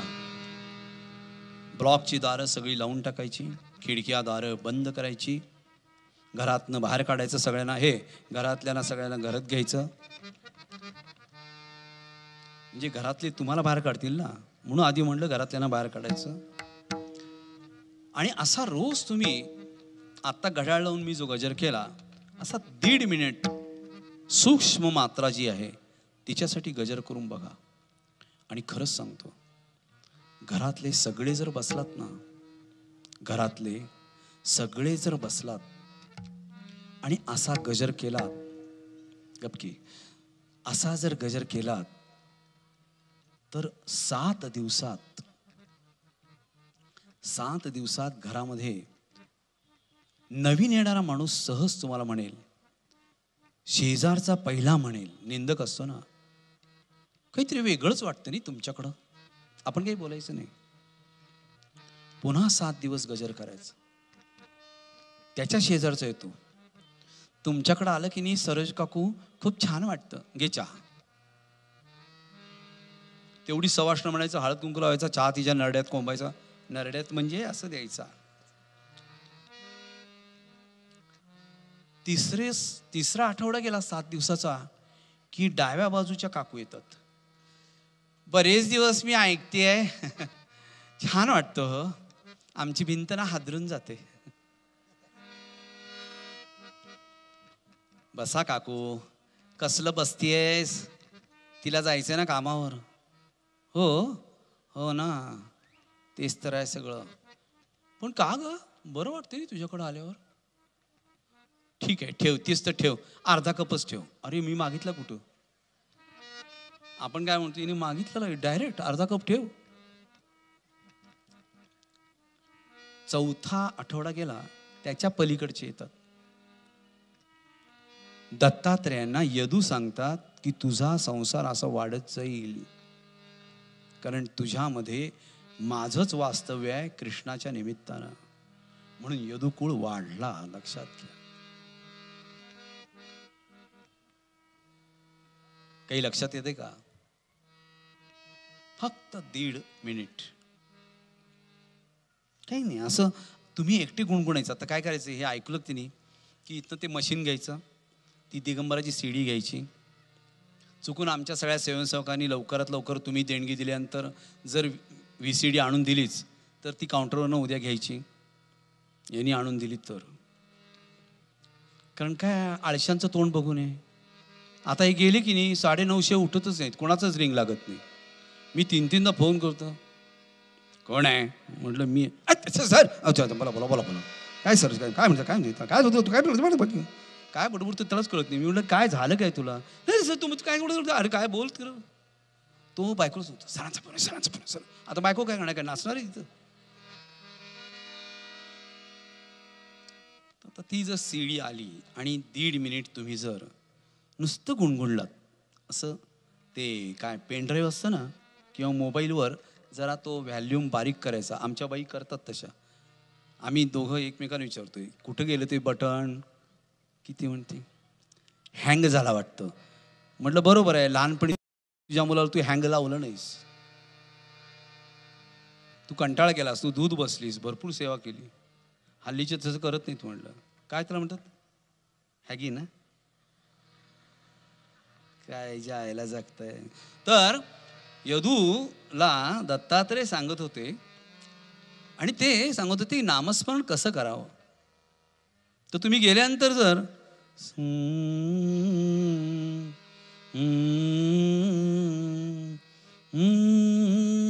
तर बघा असं गुणगुणलात की नाही, थोड्या वेळाने घरातलं कोणतरी म्हणतं, अंगात आले स्वामी सका, काय असं गुणगुणतोय ना काहीतरी तू. आपण नाही ती धून छान वाटली. हा, आणि थोडा वेळ गेला की नाही की तीच व्यक्ती एकटीच काहीतरी करताना स्वामी की आपण मागणं म्हणायचं, आता काय अंगात आलं. असं करून बघा. 7 आठवडे असं तुम्ही जर केलं, 7 आठवड्यात तुमची जी फ्लॅटची चाळ आहे ना, हे जे बिल्डिंग आहेत ना, याला मी चाळच म्हणतो, काही फरक नाही. सगळ्यांचे कपडे बाहेर लोंबत असतात, मागच्या बाजूला सगळा कचरा पडत असतो, हिशोब तोच, चाळीच. सांगायचो आता ना आम्ही 2 BHK घेतलाय. बरोबर आहे म्हटलं. तुम्हाला BHKचा माझा अर्थ सांगितलं ना तुम्ही उडून जाल, असला अर्थ भन्नाट आहे माझा. या ऐहिक आणि पारलौकिक आणि समृद्धी प्राप्त केलेल्या वंशाचं निरूपण चाललंय आपलं. कृष्ण असल्या कारणानं यदू घराणं हे अप्रतिम समृद्धीला आलेलं. आणि निरूपण जर म्हणाल तर विष्णूपासून ब्रह्मदेव, ब्रह्मदेवापासून मरीची, मरीचीपासून कश्यप, कश्यपापासून आदिती, आदितीपासून सूर्य आणि सूर्यापासून श्राद्धदेव आणि मनु, ही परंपरा. बुधापासून पुरुरवा झाला, त्याला परत 10 पुत्र झाले. त्यापैकी वृषभद्र, त्यानं गायीची हत्या झाल्यामुळं ज्ञानदीप निर्माण झाला. विष्णूची सेवा करता असताना वणव्याने शरीर नष्ट होऊन परमपदी गेला. प्रचंड वणवा लागला. दीर्घभाऊ नावाचा एक पुत्र होता. त्याचं नाव रघु होतं. दीर्घभाऊचा रघुचा पुत्र अज होता. अज हा अप्रतिम मोठा राजा होता. अजाचा पुत्र हा दशरथ. दशरथाचा पुत्र साक्षात विष्णूचं अंशात्मक विश्ववा कैकसी. यांना 3 पुत्र झाले.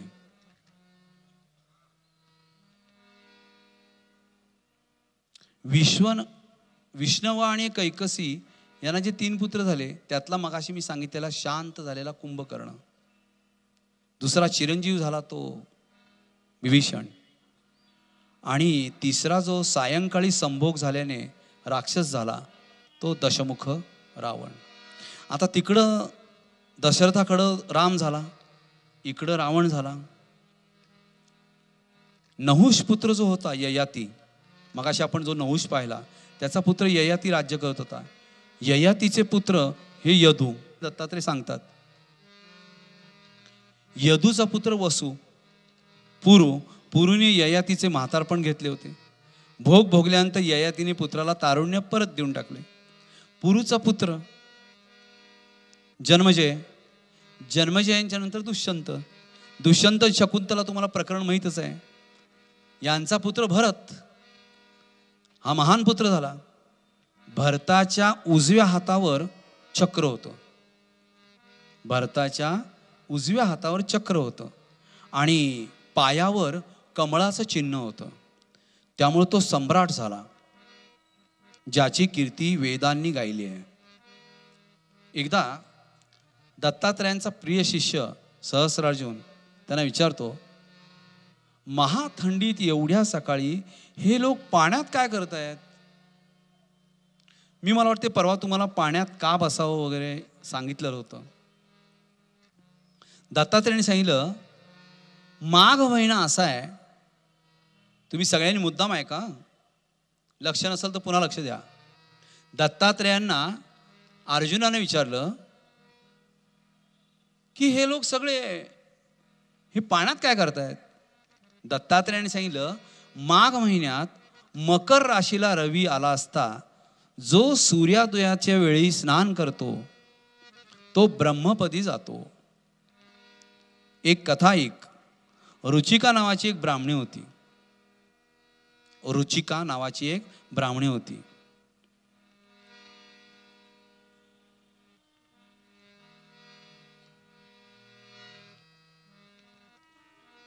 बालपणीच तिला वैधव्य आलं.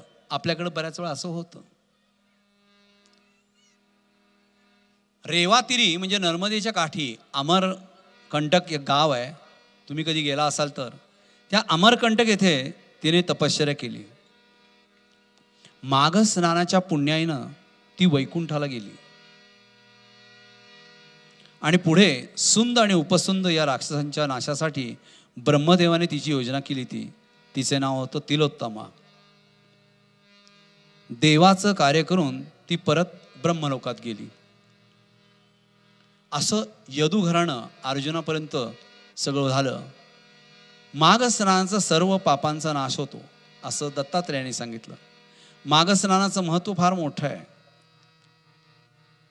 त्याप्रमाणे गोग्रास देतात, गायीची सेवा करतात, पाणपोई घालतात, ते यमलोकाला कधीही जात नाहीत. आवळा, कवठ, बेल ही 3 झाडं, आंब्याची 5, चिंचेची 10 आणि लिंब, पिंपळ आणि वड ही झाडे लावणारा कधीच नरकात जात नाही. शेतकऱ्यांनी जरा ध्यानात घ्यावं. पुन्हा सांगतो, आवळा, कवठ, बेल ही 3, आंब्याची 5, चिंचेची 10 आणि लिंब, पिंपळ, वड ही झाडे लावणारा नरकात कधीही जात नाही. जे फार्म हाऊसवाले आहेत त्यांनी लक्षात ठेवावं. माझ्या कधी शेतात आला तर तुम्हाला ही सगळी झाडं या क्रमानं दिसतील. आणि सध्या फळं लागलीत त्याला. अशी झाडं अक्कलकोटात सध्याचं कृषी काय म्हणतात ते ऑफिस, म्हणजे पूर्वी त्याला शहागंज बाग म्हणायचे, जिथनं मी नगर प्रदक्षिणेची सुरुवात करतो तिथं तुम्ही बघितलं असेल चिंचेची झाडं लावलेली आहेत बघा. यती देव, यती म्हणजे जो संन्यासी आहे तो, आणि तो शक्यतो कोणाला दर्शन देत नाही असा यती. यती देव आणि गुरु यांच्या मठाची मालकी. बरं का, हा महत्वाचा प्रश्न आहे एकदम. यती देव आणि गुरु यांच्या मठाची मालकी जो लोभाने स्वीकारेल. म्हणजे समजा एखादा यती राहून गेला, गुरु राहून गेला, आणि ते घर जर त्यानं परत घेतलं, एखादा यती देव आणि गुरु यांच्या मठाची मालकी जो लोभाने स्वीकारेल तो पापी होतो बरं का, आयुष्यभर 10 जन्म पापी होतो. अन्नदानाचं महत्त्व सांगतो. म्हणजे तुम्ही जी देणगी देताय ती किती योग्य ठिकाणी जाते हे पाहायचं असेल तर तुम्ही स्वामी समर्थवाडी वांगणी बदलापूर याच्यामधलं हे जे स्टेशन आहे इथं येऊन पहा. दुपारी 12 वाजता 4 बादल्या लापशी गव्हाची विथ ड्रायफ्रुट्स तुपावर भाजलेली, आणि आमच्या इथे ज्या गायी आहेत त्यांच्या दुधात शिजवलेली लापशी, काहीच वेगळीच चव असते, अभिनव चव. दुपारी 12 वाजता तुम्हाला तो प्रसाद मिळेल. आज गेली 21 वर्ष चालू आहे. घरातून अतिथी विनमुख जाऊ नये. वैश्वदेवाच्या आधी भिक्षूला पक्वान्न द्यावे. म्हणजे जे वैश्वदेव करतात त्यांनी आधी दारातल्या भिक्षुकाला काय करायचं, अन्न द्यावं. अन्नामध्ये प्राण प्रतिष्ठित आहे. अन्नामध्ये जीव आहे. अन्न खाल्लं तर जीव, कळलं का काही? अन्नामध्ये प्राण आहे, प्रतिष्ठित आहे. तो प्राण कसा आहे? आपण म्हणतो की नाही आम्ही देव स्थापन केले, प्रतिष्ठापना केली, तसं अन्नामध्ये प्राण हा प्रतिष्ठापित आहे. आणि म्हणून अन्न देणारा हा प्राणदान करणारा मानला जातो. उद्या अन्नदान आहे. जे करणारे त्यांनी लक्षात ठेवावं, जे घेणारे त्यांनी लक्षात ठेवावं. आता एकादशी व्रत कोणी करत असेल तर पहा, माघ स्नाना इतकंच एकादशी व्रत महत्वाचं आहे. कसं करायचं तर दशमीला सकाळी 11 ते 12च्या आत जेवून पोटभर घ्यायचं. ते असं जेवायचं की दुसऱ्या दिवशी तिसऱ्या दिवशी 11 वाजेपर्यंत पुरलं पाहिजे. दशमीला संध्याकाळी अजिबात अन्न सेवन करायचं नाही, पंक्तीत जाऊन उभं राहायचं नाही. जो लोक जेवत असेल तर आपण काही करायचं नाही. एकादशीला काहीही नाही, 1 घास सांगितलंय. एकादशीला 1 किंवा 11 घास खायचे. तेही कशाचे ते पण सांगितलेलं आहे. फलाहार करावा. आणि द्वादशीला सकाळी 11-12 वाजता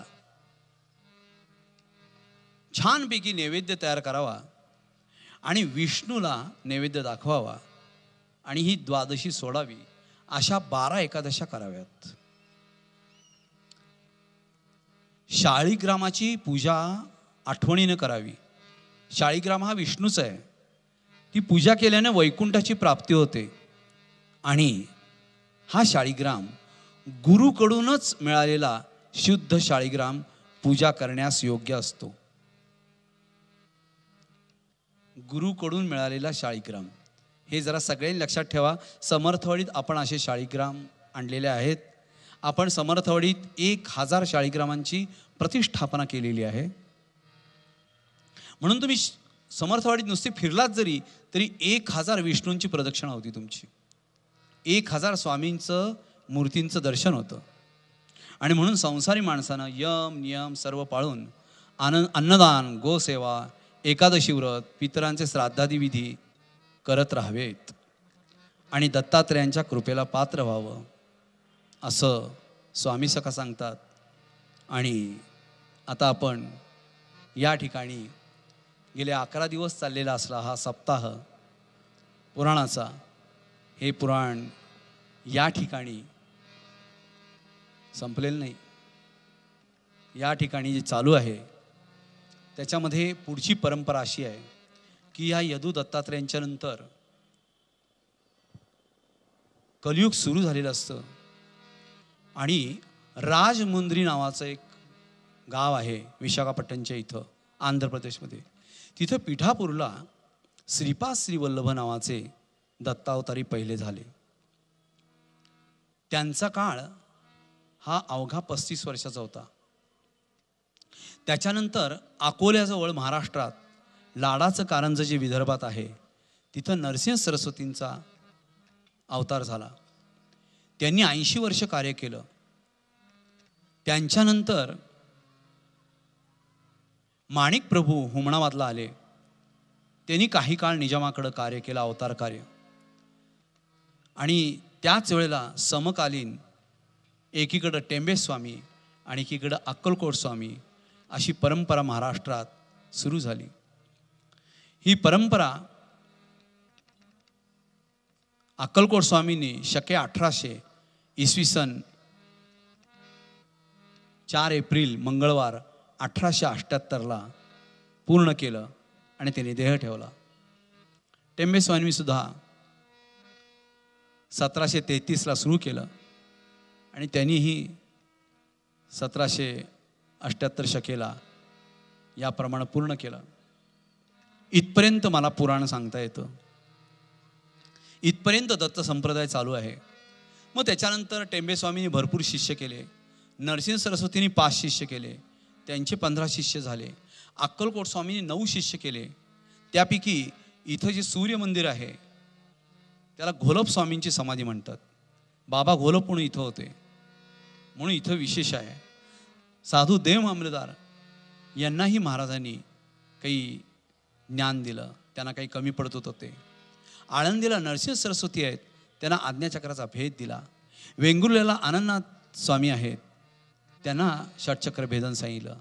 ठाण्याला आनंद भारती म्हणून होते, त्यांना जहाजातनं ते कोळी होते, त्यांना वाचवलं, त्यांना दीक्षा दिली. कोल्हापूरला कुंभारस्वामी कृष्ण सरस्वती होते, जी माझी परंपरा आहे. ते वायुवेगाने जायचे, त्यांना शेपूट होती, ते अंतराळी जायचे. त्यांना दत्तावतार म्हणून सांगितलं. मंगळवेढ्याला सीताराम बुवा म्हणून कुणाला जर बाधा वगैरे झाली असेल तर लोक मंगळवेढ्याला खर्डीला जातात आणि सीताराम बुवांच्या समाधीला प्रदक्षिणा घातली की बाधा दूर होते.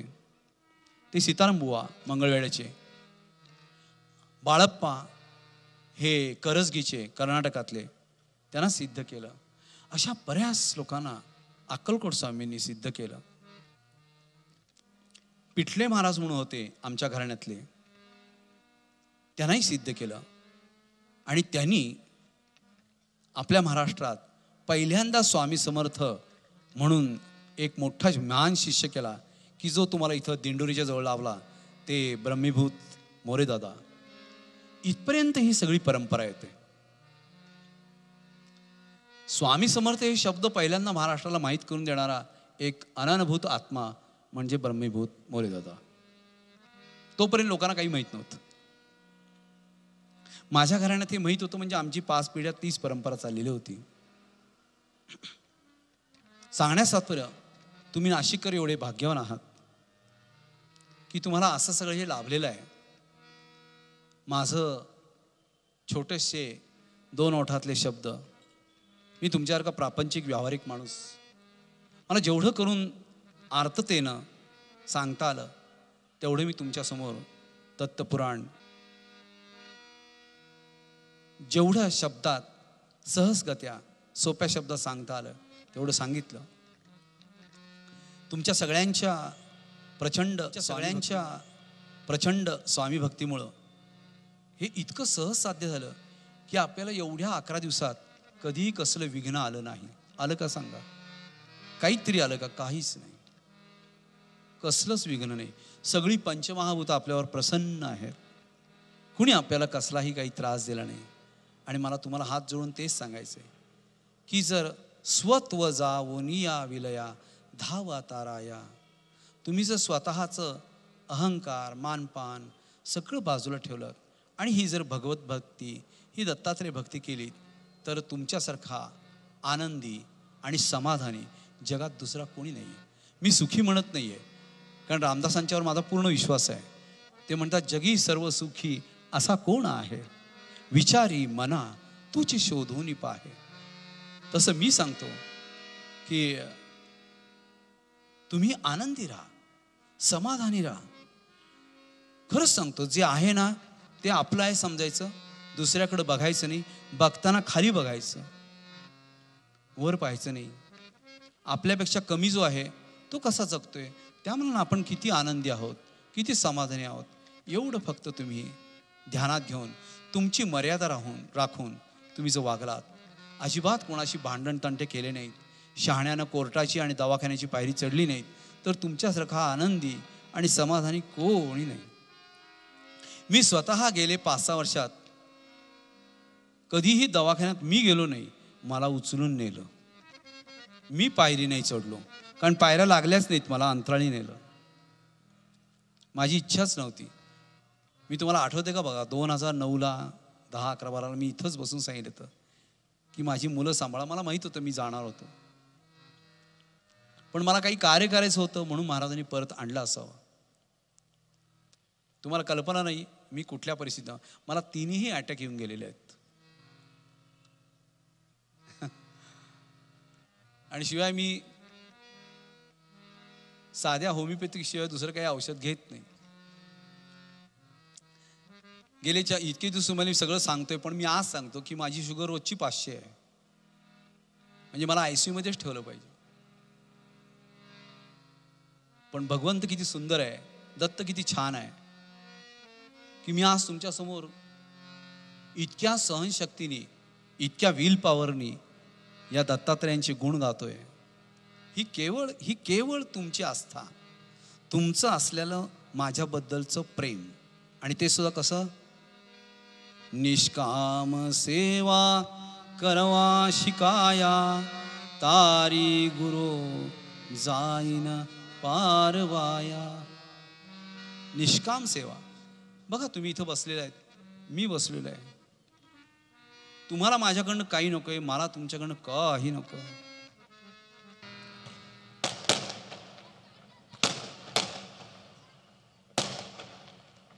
यानंतर मी स्वामीजींना विनंती करतो की आपण पुढची सूत्र हाती घ्यावी.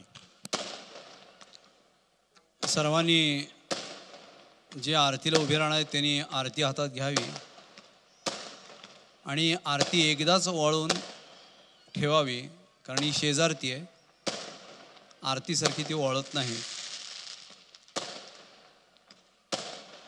दे ना आरती. कुठे गेलं सगळं?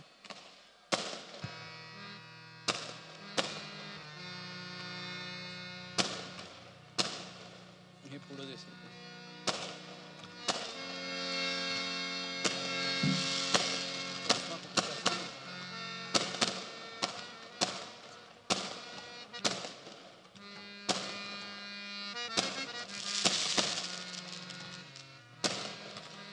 दिगंबरा दिगंबरा श्रीपाद वल्लभ दिगंबरा.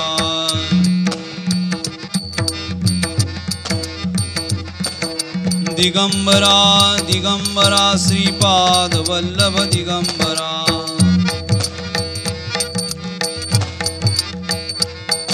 श्री स्वामी समर्थ जय जय स्वामी समर्थ. सद्गुरु स्वामी समर्थ जय जय स्वामी समर्थ. महाराज श्री स्वामी समर्थ जय जय स्वामी समर्थ. सद्गुरु स्वामी समर्थ जय जय स्वामी समर्थ. दिगंबरा दिगंबरा श्रीपाद वल्लभ दिगंबरा. दिगंबरा दिगंबरा श्रीपाद वल्लभ दिगंबरा.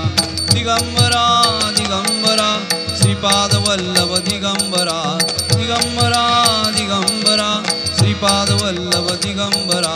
दिगंबरा दिगंबरा श्रीपाद वल्लभ दिगंबरा.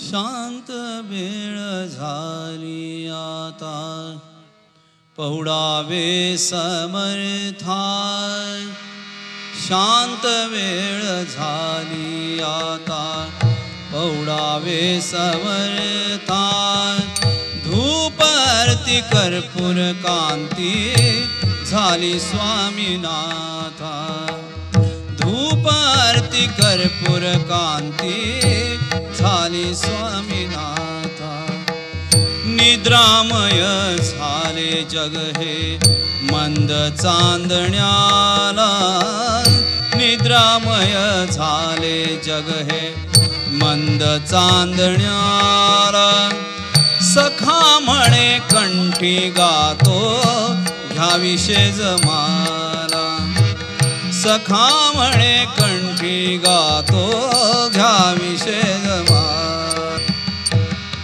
भक्त सेवे पायी कृपा दृष्टी ठेवी भक्त सेवे पायी कृपा दृष्टी ठेवी मागणे श्री स्वामी तुझी आचरणी मागणे श्री स्वामी तुझी आचरणी राग लोभ दंभ विरुनी राग लोभ दंभ विरुनी मुखी नाम गाता धूप आरती कर्पूर कांती झाली स्वामीनाथा शांत वेळ झाली आता पौडावे समर्था धूप आरती कर्पूर कांती झाली स्वामीनाथा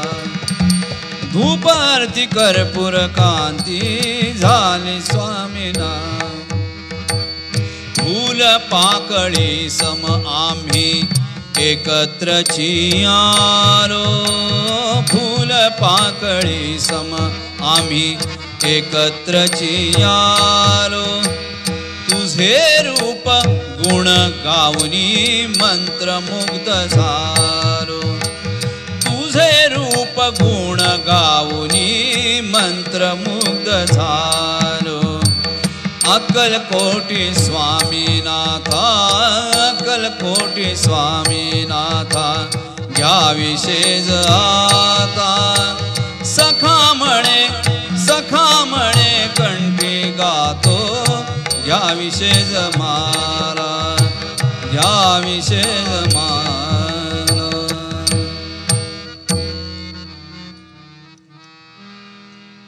तुमच्यातर्फे एक मागणं मागतो आणि शेवट गोड करून हा कार्यक्रम संपेल मागणे कते शेवटचे मज द्यावे जाशील तिथे मी तुझ सांगाती असावे जाशील तिथे मी तुझ सांगाती असावे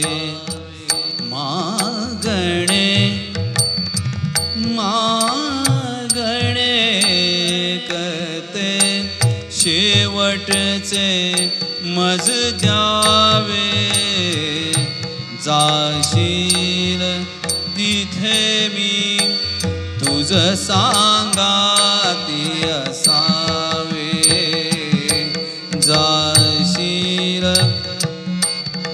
गुरुज्ञान झालं की त्याच्याबरोबर सतत सहवास असावा असं कोणाच वाटणार नाही एकरूपता ज्ञान प्राप्ती गुरुभक्तीची अंतम सिद्धी आणि या सगळ्या समोर उरतं ते फक्त गुरु आणि भक्त यांचं नातं मी आतुर झालो तुझ जवळी येण्याला मी आतुर झालो तुझ जवळी येण्याला वाट वाटते पुण्य का इतुके ना पदराला किती वाट पाहू मी किती वाट पाहू मी गुरुदेवा सांगावे जाशील तिथे मी तुझ सांगाती असावे मागणे मागणे कते शेवटचे मज द्यावे जाशील तिथे मी तुझ सांगाती असावे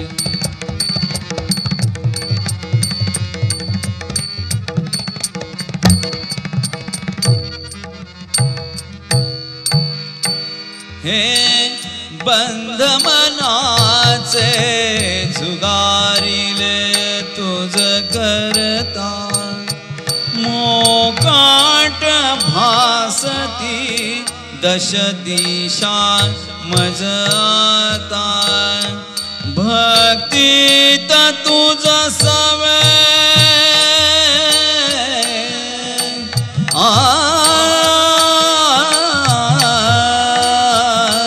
भक्तीत तुझ सवे मजसी मी विसरावे जाशील तिथे मी तुझ सांगाती असावे मागणे एकते शेवटचे मज द्यावे जाशील तिथे मी तुझ सांगाती असावे जाशील तिथे मी तुझ सांगाती असावे जाशील तिथे मी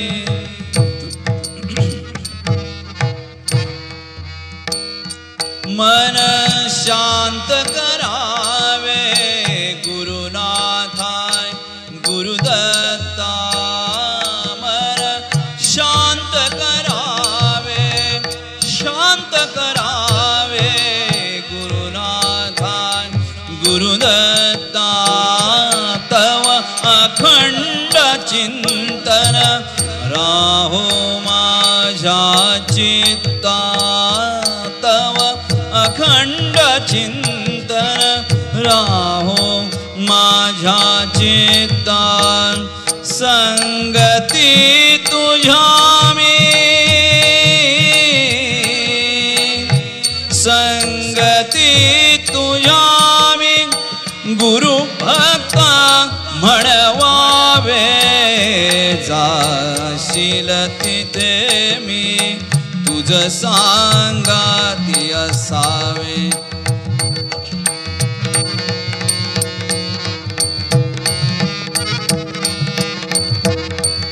मागणे कते शेवटचे मज द्यावे जाशील तिथे मी तुझ सांगाती असावे जाशील तिथे मी तुझ सांगाती असावे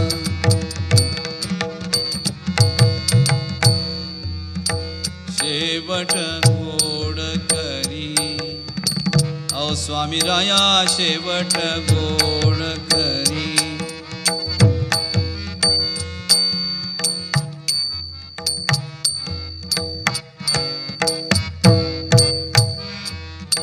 शेवट गोड करी औ स्वामी राया शेवट गोड करी तन मन धन आशा अर्पिली चरणी तन मन धन आशा अर्पिली चरणी कर्तृत्व नाही उरी औ स्वामी राया कर्तृत्व नाही उरी अहो स्वामी राया शेवट गोड करी, अहो स्वामी राया शेवट गोड करी.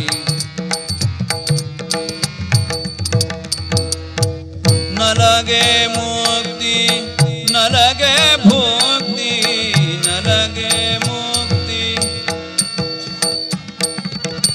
न लगे मुक्ती, न लगे भुक्ती, भजनी प्रीती भरी, अहो स्वामी राया शेवट गोड करी, अहो स्वामी राया शेवट गोड करी, अहो स्वामी राया शेवट गोड करी.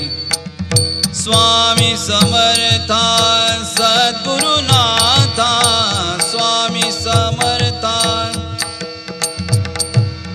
स्वामी समर्था सद्गुरुनाथा, धरी मज प्रेम करी, अहो स्वामी राया धरी मज प्रेम करी, अहो स्वामी राया शेवट गोड करी, स्वामी राया शेवट गोड करी, अहो स्वामी राया शेवट गोड शेवट गोड करी.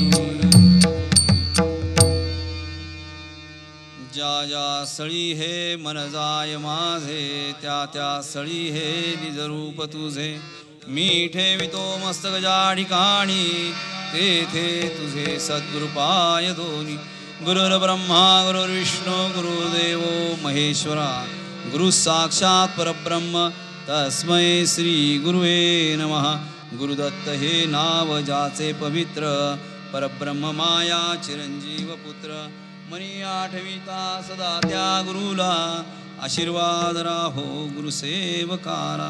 न घडो मत्सर कोण्याही जीवाचा, मी फार अन्यायी आहे, माझ्यासारखा अपराधी कोणी नाही, आपल्यासारखा क्षमा करणारा कोण नाही. घेतलेले नानाय सर्वस्वी स्वामी समर्थ. श्री अनंत कोटी ब्रह्मांड नायक राजाधिराज योगीराज श्री सद्गुरु अक्कलकोट स्वामी समर्थ महाराज की जय. अवधूत चिंतन श्री गुरुदेव गोपाल कृष्ण महाराज की. जगदम्ब उदयो ओम नमः शिवाय, ओम नमः शिवाय, ओम नमः शिवाय, ओम नमः शिवाय, ओम नमः शिवाय. राम कृष्ण हरी, राम कृष्ण हरी, राम कृष्ण हरी, राम कृष्ण हरी, राम कृष्ण हरी. गुरुदेव दत्त, गुरुदेव दत्त, गुरुदेव दत्त, गुरुदेव दत्त, गुरुदेव दत्त. स्वामी समर्थ, स्वामी समर्थ, स्वामी समर्थ, स्वामी समर्थ, स्वामी समर्थ. हरि ओम तत्सत. देवा तू सागर करुणा, देवा तू जलाची दुःख सांगावे, तुझ वाचुनी तराते, दिनमुख पसरोनी काय मागावे. देवा तू सागर करुणेचा, स्वामी समर्थ.